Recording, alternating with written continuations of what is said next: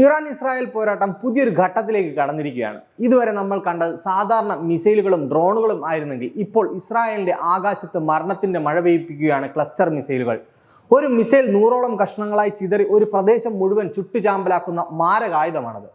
അതിനേക്കാൾ ഭയപ്പെടുത്തുന്ന മറ്റൊരു വാർത്ത കൂടി പുറത്തു വരുന്നുണ്ട്. ഇറാന്റെ പക്കൽ ഈ സാങ്കേതിക വിദ്യ എങ്ങനെ എത്തി? ഇസ്രായേൽ പ്രതിരോധ സേനയായ IDF സംശയിക്കുന്നത് സാക്ഷാൽ റഷ്യയെയും ചൈനയെയുമാണ്. ലോകം ഒരു മൂന്നാം ലോക മഹായുദ്ധത്തിലേക്ക് നീങ്ങുകയാണോ എന്ന ചോദ്യം ഉയരുന്ന സാഹചര്യത്തിൽ പുറത്തുവരുന്ന വാർത്തകൾ പ്രത്യാശ നൽകുന്നതല്ല. ടൈംസ് ഓഫ് ഇസ്രായേൽ റിപ്പോർട്ട് ചെയ്യുന്നത് പ്രകാരം ഇറാൻ ആക്രമണത്തിനായി ഉപയോഗിച്ചത് സാധാരണ വാർഹെഡുകളല്ല, മറിച്ച് ലക്ഷ്യസ്ഥാനത്തിന് തൊട്ടുമുകളിൽ വെച്ച് നൂറുകണക്കിന് ചെറിയ ബോംബുകളായി ചിതറുന്ന ക്ലസ്റ്റർ മിസൈലുകളാണ്. ഇവ വെറും ഒരു കെട്ടിടത്തെയല്ല, മറിച്ച് ഒരു പ്രദേശം മുഴുവൻ തകർക്കാൻ ശേഷിയുള്ളവയാണ്. ഇസ്രായേലിന്റെ അത്യാധുനികമായ അയൺ ഡോം പ്രതിരോധ സംവിധാനത്തെ പോലും വെല്ലുവിളിക്കുന്ന ഒന്നാണിത്. കാരണം ആകാശത്ത് വെച്ച് ഒരു മിസൈൽ 100ആയി ചിതറുമ്പോൾ അവയെല്ലാം തടയുക എന്നത് അസാധ്യമാണ്.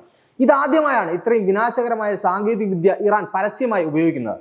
റഷ്യയുടെ കുപ്രസിദ്ധമായ ഇസ്കന്ദർ മിസൈലുകൾക്കോ ചൈനീസ് നിർമ്മിത മിസൈലുകൾക്കോ സമാനമായ ഡിസൈനാണ് ഇവയ്ക്കുള്ളത്. യുക്രൈൻ യുദ്ധത്തിൽ റഷ്യയെ ഡ്രോണുകൾ നൽകി സഹായിച്ച ഇറാന് പ്രതിഫലമായി റഷ്യ നൽകിയ സമ്മാനമാണോ ഇത്, അതോ ചൈനയുടെ രഹസ്യ സാങ്കേതിക വിദ്യ കൈമാറ്റമാണോ എന്ന ചോദ്യങ്ങളും ഉയരുന്നുണ്ട്. യുദ്ധത്തിലേക്ക് ലോകശക്തികൾ ഓരോരുത്തരായി പങ്കാളികളാകാൻ തയ്യാറായി നിൽക്കുകയാണ്. റഷ്യയെ സംബന്ധിച്ചിടത്തോളം മിഡിൽ ഈസ്റ്റിൽ ഒരു സംഘർഷം നിലനിൽക്കുന്നത് യുക്രൈൻ യുദ്ധത്തിൽ നിന്നും ലോക ശ്രദ്ധ തിരിയാൻ സഹായിക്കും. ചൈനയ്ക്കാകട്ടെ തങ്ങളുടെ ഏറ്റവും വലിയ എണ്ണ വിതരണക്കാരായ ഇറാനെ സംരക്ഷിക്കേണ്ടതുണ്ട്.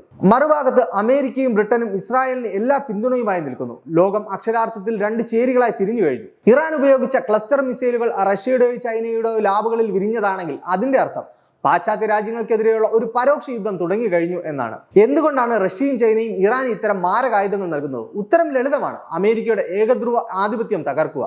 ഡോളറിനെ ഒഴിവാക്കി യുവാൻ കറൻസിയിൽ കച്ചവടം ആരംഭിച്ചതോടെ ഇറാൻ ചൈനയുടെ തന്ത്രപരമായ പങ്കാളിയായി മാറി. റഷ്യ ആകട്ടെ തങ്ങളുടെ സൈനിക സാങ്കേതിക വിദ്യ ഇറാനുമായി പങ്കുവയ്ക്കുന്നതിലൂടെ മിഡിൽ ഈസ്റ്റിൽ അമേരിക്കയെ പ്രതിരോധിക്കാൻ ശ്രമിക്കുന്നു. ക്ലസ്റ്റർ മിസൈലുകളുടെ ഉപയോഗം ഒരു തുടക്കം മാത്രമാണ്. റഷ്യയുടെ യുദ്ധവിമാനങ്ങളും അത്യാധുനിക പ്രതിരോധ സംവിധാനങ്ങളും കൂടി ഇറാന്റെ കൈകളിൽ എത്തിയാൽ ഈ യുദ്ധം നിയന്ത്രണാതീതമാകും. പശ്ചിമേഷ്യയിലെ ഇപ്പോഴത്തെ പോരാട്ടം ഇസ്രായേലും ഹമാസും തമ്മിലോ അല്ലെങ്കിൽ ഇസ്രായേലും ഹിസ്ബുള്ളയും തമ്മിലോ ഒതുങ്ങി നിൽക്കുന്ന ഒന്നല്ല. അമേരിക്ക, ഇറാൻ, ഇസ്രായേൽ എന്നീ മൂന്ന് പ്രധാന ശക്തികൾ നേരിട്ട് ഏറ്റുമുട്ടുന്ന ഒരു ഘട്ടത്തിലേക്ക് ഇത് വളർന്നിരിക്കുന്നു. ഗാസ, ലെബനൻ, യമൻ, സിറിയ എന്നിവിടങ്ങളിലെല്ലാം ഒരേ സമയം യുദ്ധം പടരുന്നത് ഒരു വലിയ ആഗോള പ്രത്യാഘാതത്തിന് കാരണമാകും. രണ്ടാം ലോക മഹായുദ്ധത്തിന് ശേഷം നിലവിൽ വന്ന ഐക്യരാഷ്ട്രസഭ ഉൾപ്പെടെയുള്ള അന്താരാഷ്ട്ര സംവിധാനങ്ങൾ ഇന്ന് പരാജയപ്പെട്ടിരിക്കുകയാണ്. യുദ്ധം തടയാനോ സമാധാനം സ്ഥാപിക്കാനോ ഈ സ്ഥാപനങ്ങൾക്ക് കഴിയുന്നില്ല. നിയമങ്ങൾ കാറ്റിൽ പറത്തി രാജ്യങ്ങൾ സൈനിക കരുത്ത് കാണിക്കാൻ തുടങ്ങുന്നത് ഒരു മഹാസമരത്തിന്റെ ലക്ഷണമാണ്. America, Israel, UK, Germany, France തുടങ്ങിയ നാറ്റോ രാജ്യങ്ങൾ, കൂടാതെ ജപ്പാൻ, ദക്ഷിണ കൊറിയ, ഓസ്ട്രേലിയ, ഇവരുടെ ശക്തി പ്രധാനമായും അത്യാധുനിക സാങ്കേതിക വിദ്യകളും ഡോളർ അധിഷ്ഠിതമായ സമ്പദ് വ്യവസ്ഥയിലുമാണ്. മറുവശത്ത് റഷ്യ, ചൈന, ഇറാൻ, ഉത്തര കൊറിയ, ഇവർ അമേരിക്കൻ ആധിപത്യത്തെ തകർക്കാൻ ആഗ്രഹിക്കുന്നവരാണ്. ഇവർ തമ്മിലുള്ള സൈനിക സാങ്കേതിക കൈമാറ്റങ്ങളാണ് ഇന്നത്തെ ഏറ്റവും വലിയ വെല്ലുവിളി.